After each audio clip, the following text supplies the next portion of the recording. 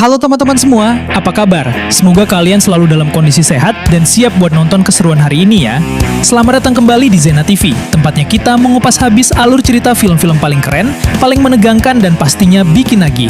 Nah, kemarin kan kita udah dibuat melongo lewat aksi gila Jayun di The Witch Part 1, The Subversion 2018. Tapi semesta manusia super ini belum selesai. Sekarang kita masuk ke sequelnya, The Witch Part 2, The Other One. Kali ini ceritanya fokus pada seorang gadis misterius yang baru kabur dari laboratorium rahasia. Intinya, dia punya kekuatan yang jauh lebih monster dibanding Jayun, dan sekarang dia jadi buruan utama semua komplotan pembunuh bayaran. Oke, daripada saya kebanyakan cuap-cuap sampai mulut berbusa dan kalian keburu lumutan, mending kita langsung saksiin aja gimana serunya aksi baku hantam para manusia mutan ini. Kencangkan sabuk pengaman, siapin camilan, kita langsung gaspol bahas alur ceritanya. Cekidot!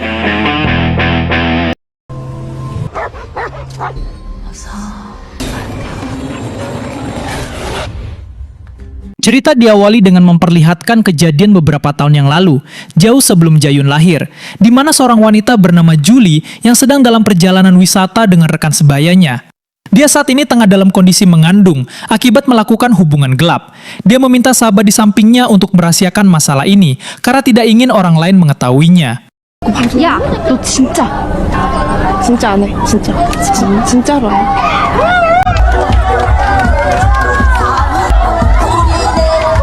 Di tengah perjalanan, para penumpang yang tertidur pulas, terkecuali Julie, seketika terbangun saat menyadari bus mengambil rute lain.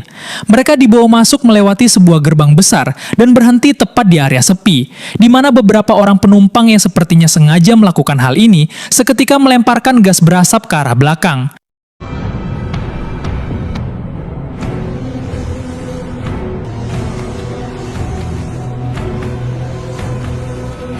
Saat kembali sadar, Julie sudah berada di sebuah ruangan, terkecuali rekannya yang kini dinyatakan tewas karena mengalami kecelakaan.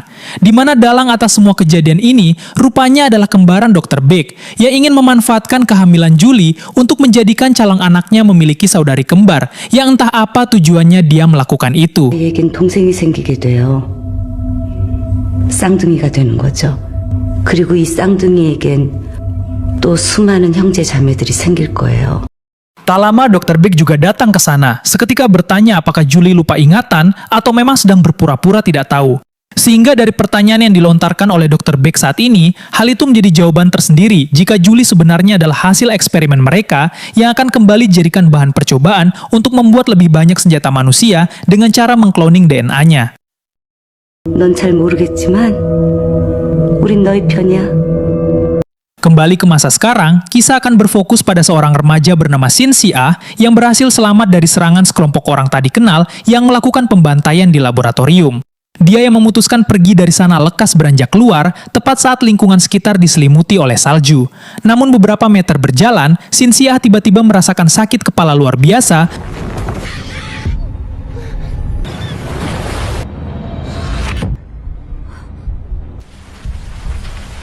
sampai akhirnya setelah cukup jauh menyusuri hutan, Shin Si-ah akhirnya menemukan jalan utama dan memilih menyusuri jalan tersebut karena tidak memiliki tujuan. Hingga tak lama, muncul sebuah mobil van melintas yang hampir saja menabraknya, di mana pengendara mobil itu seketika berjalan mundur untuk menawarkan tumpangan gratis. 상태가 왜 이래 이거는 씨. 이 새끼가 어른이 물어보면 대답을 해야지. Dikarenakan Shin Si-ah hanya bengong tanpa memberi jawaban, dia pun dipaksa masuk ke dalam mobil, yang mana di sana ada seorang wanita yang disandra, di mana si sandra bernama Hyung Hae. Hyung Hae ingin agar Shin Si-ah dibebaskan karena tidak ada kaitannya dalam masalah mereka. Namun si ketua bernama Iwan yang sudah kepalang tanggung sama sekali tidak mempedulikan hal itu karena dia khawatir jika wanita ini akan melaporkannya ke kantor polisi. 쓰지 말고 그냥 내려줘. 내가 보긴 뭘 봐. 아, 이 차 봤잖아. 아마 우리 차는 안 봐도 다 봤을걸? 41호 012로. Sesuai prediksi Shin Si-ah yang mengetahui nomor plat mobil termasuk alamat pemiliknya, membuat Iwan CS merasa keheranan terkait dari mana asal-usul Shin Si-ah. Namun karena tak kunjung mendapat jawaban, salah satu anak buah Iwan yang jengkel pun mulai berbuat kasar terhadap Shin Si-ah. 뭐 하는 거야 진짜? 아이씨. 하는 게 죽였어 진짜? 나 이거 어디 정신병원 같은 데서 입히는 그런 뭐라고?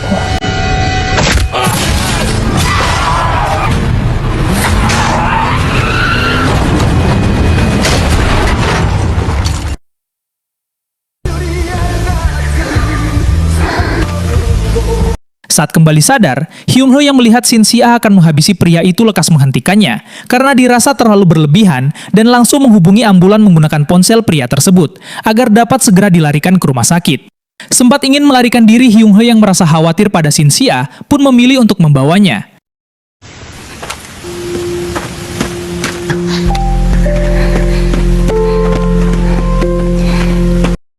Sekian lama menunggu, Hyung Hae akhirnya dijemput oleh pamannya yang merupakan dokter hewan. Namun saat hendak pergi, dia yang menyadari Shin Si-ah sempoyongan bahkan tak sadarkan diri, lekas segera menopangnya membawanya masuk ke dalam mobil untuk diberi perawatan.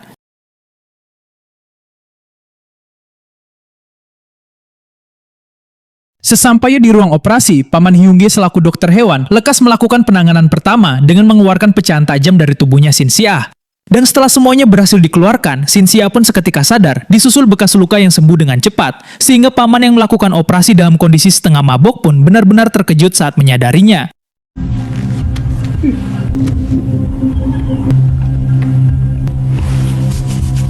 Tanpa memperdulikan hal itu, si paman pun lekas menghampiri Hyung Hae untuk membahas Iwan CS yang tadi sempat menculiknya. Di mana Iwan itu rupanya adalah suluhan dari adik pamannya sendiri yang ingin menguasai tanah warisan Hyung Hae untuk membangun sebuah proyek maha besar. Bahkan tahun lalu sampai menghabisi ayah kandung Hyung Hae demi mencapai ambisinya.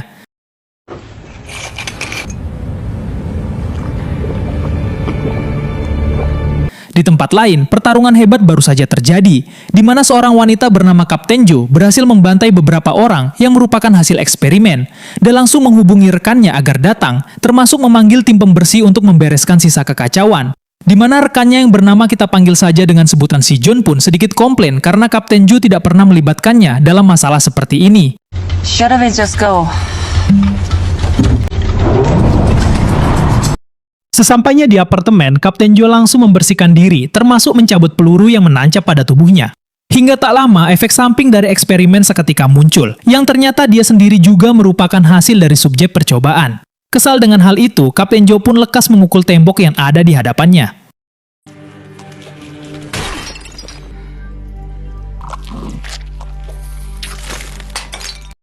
Kembali pada Shin Si-ah yang baru saja tiba di rumah Hyung Hae. Di sana ada seorang pemuda bernama Dae-gil yang langsung menanyakan penyebab luka pada wajah Hyung Hae, di mana perlakuannya dirasa kurang sopan dan berlebihan, membuat Shin Si-ah ingin menghajarnya.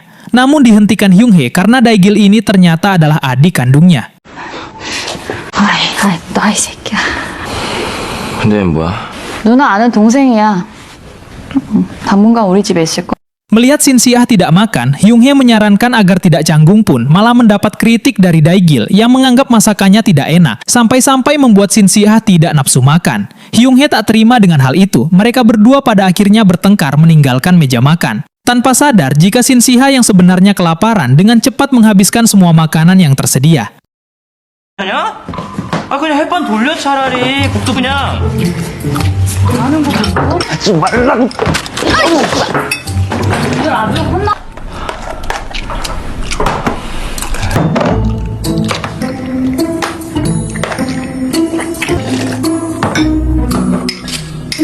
Sambil bengong itulah Shin Si-ah kembali merasakan sakit kepala luar biasa dan mendapati suara misterius yang mengaku sebagai sosok ibu yang meminta agar dia datang. Dan setelah rasa sakitnya kembali mereda, dia yang menghampiri jendela kini melihat rombongan mobil tengah menuju rumah ini. Di mana rombongan tersebut tiada lain merupakan paman Hyung Hae yang didampingi anak buahnya.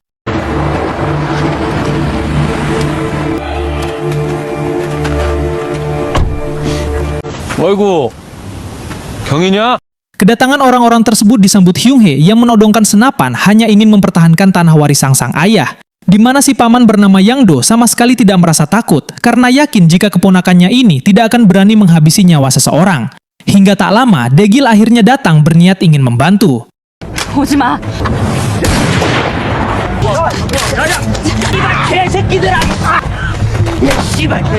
애기라. 뭐냐? 꺼져. 내 동생 때릴까?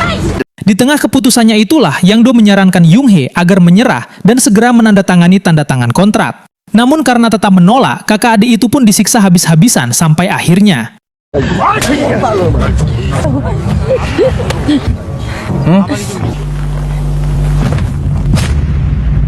Dan ya, Shin Si-ah yang dari tadi menyaksikan kebiadaban Yang Do CS, lekas segera turun mendekati pria yang menganiaya Hyung Hae. Dia tanpa banyak bicara, langsung membrutal dengan menumbangkan satu persatu anak buah Yang Do.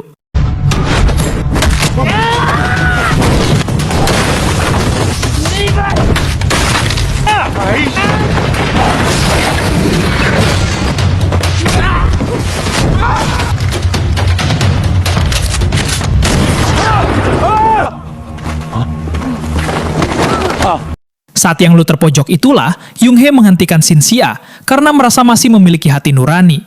Dia menyuruh paman jahatnya agar segera pergi dan tidak datang lagi untuk memusik kehidupannya. Dan setelah semuanya selesai, Daegil yang penasaran tentang siapa Shin-sia meminta pada kakaknya agar memperkenalkannya secara langsung. Karena setelah melihat kejadian barusan, dia merasa jika kekuatan wanita tersebut bisa menghasilkan uang jika diekspor ke media sosial. 씨발 대박. 나 쟤랑 얘기 좀 해봐도 되나? 유튜브 할까? 어때도 모르겠는데? Di tempat lain, kembaran Dr. Buck yang sedang memberikan informasi mengenai Shin-sia pada Kapten Jo, dia memerintahkannya agar segera melakukan penangkapan Shin-sia. Dia menjelaskan jika sosok tersebut adalah hasil eksperimen paling sempurna yang diciptakan dari penanaman embrio pada tubuh seorang wanita, yang tiada lain adalah Julie. Sementara untuk Jayun sendiri, wanita itu terakhir terlihat ada di laboratorium Cina setelah 1 bulan lalu datang menemuinya. Di sana, kembaran Dr. Buck juga meyakinkan bahwa meskipun Jayun sangat kuat, tapi wanita itu masih memiliki kelemahan. Selama masih hidup dengan ketergantungan obat. Jadi untuk saat ini, Jayun tidak terlalu berbahaya, dan Kapten Jo harus lebih fokus pada penangkapan Shin-sia terlebih dahulu.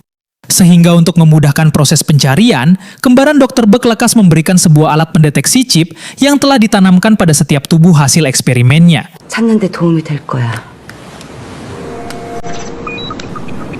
Dalam perjalanan, Kapten Jo bersama rekannya yang sadar diikuti, membuat si John langsung memacu kendaraannya masuk ke jalur sepi, sehingga mobil lain yang mengejar mereka kini harus kehilangan jejak dalam hutan.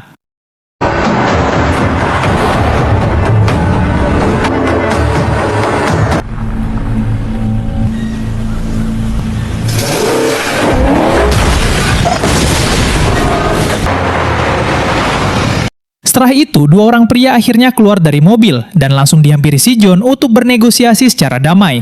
Namun itikat baik ya malah dilempari pintu mobil, yang hal itu berarti sebuah pernyataan perang. Sehingga si John yang juga merupakan hasil eksperimen pun langsung meladeni keinginan mereka.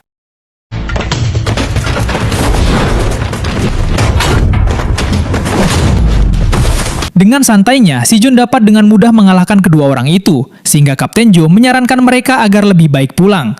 Dan setelah meninggalkannya, Kapten Jo seketika mendapat sinyal notifikasi dari alat radar, yang menandakan jika mereka sudah dekat dengan target buruannya. Di tempat lain, sekelompok orang Mandarin yang merasa bosan di perjalanan, membuat Tuwon selaku ketua di sana meminta salah satu di antara bawahannya untuk duel demi menunjukkan siapa yang paling kuat. Hal itu membuat suasana menjadi sedikit tegang, sampai seorang pria di sana berusaha mengalihkan pembicaraan.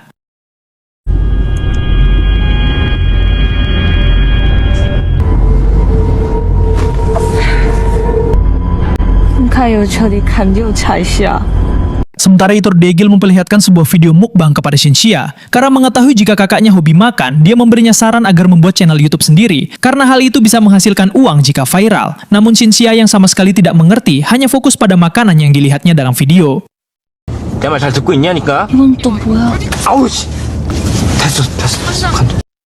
Sesampainya di sebuah supermarket, Shin-sia yang merasa takjub akan tempat tersebut karena dipenuhi oleh makanan. Dia langsung mencicipi semua sampel makanan gratis yang patut dicoba, sehingga Daegil yang menyadari Shin-sia hilang dari pandangan harus ekstra teliti untuk mengawasinya. Sementara Hyung Hee sendiri kini mendapat panggilan dari pamannya ingin meminta bantuan. 진짜 쪽팔리게 진짜 그만 좀 먹어. 너 뱃속에 뭐 에일리언이라도 들었냐? Di sana Hyung Hee yang baru selesai mengantar pamannya dari rumah sakit, memberitahu Daegil jika dirinya akan pulang terlambat. Dia merasa bersalah pada pamannya karena saat ini kehilangan jari akibat perbuatan Yang Do hanya sekedar untuk mengancam agar Hyung Hee memberikan hak tanah sebelum hal yang lebih buruk akan terjadi. 내보내라 얼른. 같이 있으면 안 될 아이요. 애 내보내고 그 땅이랑 집 넘긴다 그래. Saat hendak pulang, Yung-hee malah dihadang oleh si Jeon dan Kapten Jo yang langsung ikut masuk ke dalam mobil dan diperlihatkan rekaman terkait Shin-sia yang sempat membantai semua orang sebelum melarikan diri dari laboratorium. Kini Yung-hee dimintai kerjasama untuk melakukan penangkapan karena sosok itu akan sangat berbahaya jika dibiarkan tetap hidup. 지금부터 내가 하는 말 잘 들어. 언제 돌변할지 모르는 괴물이야. Sementara itu, Yang Do yang sedang menuju markasnya sambil membicarakan tentang Shin-sia melalui telepon, lantas memberikan informasi terkait kemampuan aneh yang dimiliki wanita itu. Dan baru saja membukakan pintu, anak buahnya tiba-tiba diserang dan dikejutkan oleh keberadaan Tuwon beserta antek-anteknya, di mana mereka ini mengetahui keberadaan Shin-sia, karena orang yang barusan teleponan dengan Yang Do, ya dia adalah si Tuwon itu sendiri. 그 기집애 지금 어디 있다고? 얘기하고 나면은 나도 죽일 거잖아. 얘기 안 해도 죽일 건데. Dengan penuh keraguan, Yung-hee akhirnya masuk ke dalam rumah, di mana Kapten Jo dan rekannya sudah di posisi masing-masing. Dan di waktu yang sama, Tuwon beserta anak buahnya juga sedang dalam perjalanan menuju ke sana. Di benak Yung-hee yang sebenarnya tak tega menjadikan Shin-sia sebagai buruan orang lain, dia lekas berubah pikiran dan meminta Shin-sia agar segera pergi dari tempat ini. 너 안 갈래? 대기라. 미안해. 도망쳐 빨리. Kapten Jo yang sudah siap memberikan perintah untuk menembak, seketika harus terhenti karena kemunculan Tuwon yang juga akan melakukan perburuan, di mana Yung-hee yang berusaha menghentikan mereka justru harus terbaring tak berdaya karena ditembak oleh Yung Do. Sementara rekan Kapten Jo yang menyadari Shin-sia ada di atas rumah, lantas meluncurkan satu tembakan. 얼른 가, 얼른. 나 누나한테 빨리 가봐야 돼. 가자.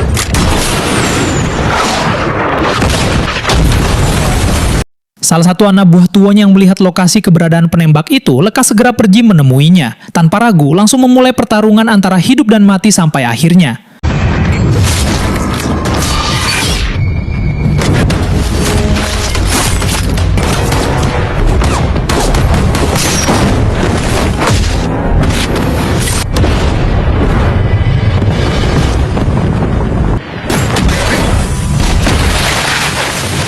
Taegil yang juga akan dieksekusi berhasil diselamatkan oleh Kapten Jo, yang langsung memerintahkan Yang Do CS untuk tidak ikut campur dalam masalah ini. Sehingga Tuwon yang juga setuju akan hal itu, lantas menunjukkan kekuatannya yang dapat mengubah pagar kayu menjadi senjata, di mana kayu-kayu tersebut digunakan untuk menghabisi anak buah Yang Do sekaligus.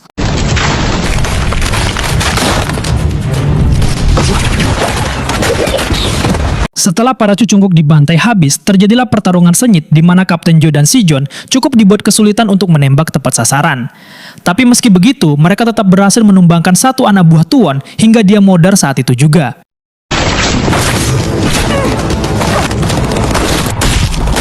Menyadari Daegil masih tidak terima atas kematian sang kakak, Kapten Jo lekas menyuruhnya agar segera pergi meninggalkan area ini karena sangat berbahaya untuk keselamatan.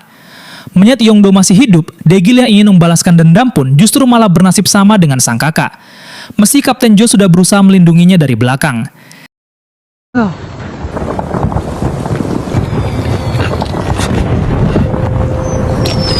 Shin-sia yang terbaring di dalam hutan akhirnya kembali sadar dan mulai mengamati area sekitar.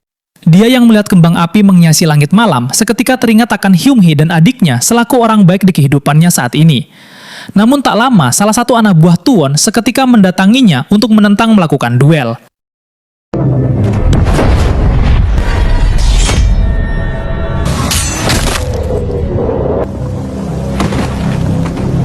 Kapten Jo yang merasa kesal pada Yang Do lantas ingin menghabisinya, namun dihentikan oleh rekan Tuwon sehingga mereka pada akhirnya terlibat perkelahian jarak dekat, di mana Kapten Jo yang dibuat tak berdaya bahkan hampir kehilangan nyawa karena Tuwon hendak menembak kepalanya.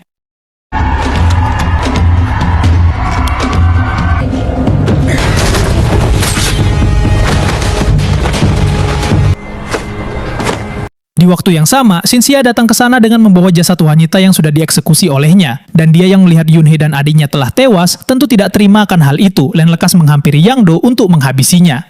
Tak berhenti di situ, Shin-sia pun menatap ke arah Tuwon dan rekannya dengan tatapan penuh kebencian dan tiba-tiba... 진짜 살아있었네? 나우디 씨 나으리라고 붙일라.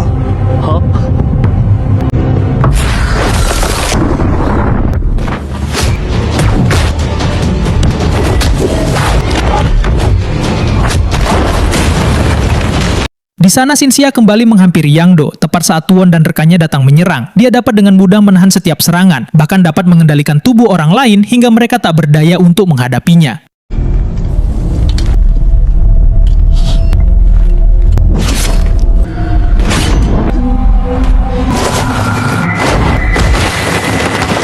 Tekad Tuan yang tak terima akan hal itu lantas kembali memulihkan tangannya yang hancur, sekaligus mengerahkan seluruh kemampuan untuk menyerang.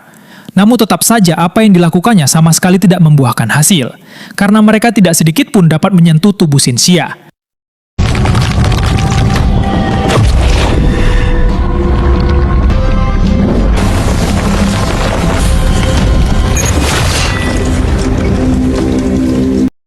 Tuan yang merasa ketakutan perlahan mundur hingga menyentuh mobil seseorang, di mana pemilik mobil tersebut ternyata adalah Jayun yang merupakan ketua dari Tuan CS itu sendiri. Yang di sana Jayun dengan santainya malah menyapa Xinxia, karena Jayun ini rupanya adalah kakak kandung dari wanita tersebut. 근데 둘이 원래 아는 사이였어? 내 동생이야. 잘나. Di sana Jayun menjelaskan pada Xinxia bahwa pada waktu itu dirinya telah meminta orang laboratorium untuk menemukan sang adik. Dia telah menyamar sebagai orang dalam untuk membantu proses Xinxia melarikan diri. Namun karena terjadi sedikit kesalahpahaman yang membuatnya terluka, Jayun Tur menugaskan Tuan CS agar melakukan pencarian. Itu semua membuat Xinxia keheranan dan lekas menanyakan alasan Jayun ingin bertemu. Di mana Jayun yang mengaku ingin mencari keberadaan ibu mereka, lekas memberitahukan alasan, yakni karena Xinxia dapat terhubung langsung dengan alam bawah sadar sang ibu alias Julie. Sehingga untuk saat ini, Jayun ingin meminta kerjasama untuk mencarinya. 엄마가 날 그렇게 찾는다며. 언니랑 같이 가자. Xinxia yang tidak ingin pergi begitu saja, dia menghampiri jasad Hyung Hae dan adiknya, berharap bisa menyelamatkan mereka berdua. Yang di sana, dia diberi sebuah cairan oleh Jayon, yang menurutnya dapat menghidupkan orang mati, meski akan berubah seperti mereka. Namun karena Xinxia tidak dapat memilih siapa di antara keduanya yang harus hidup, Jayon pun lekas membuat adiknya tak sadarkan diri.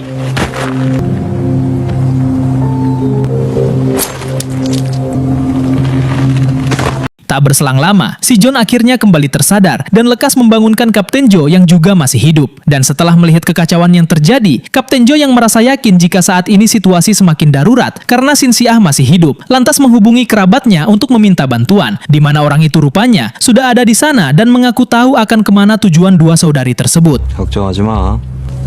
저것들이 어디로 갈진 이미 다 알고 있으니까.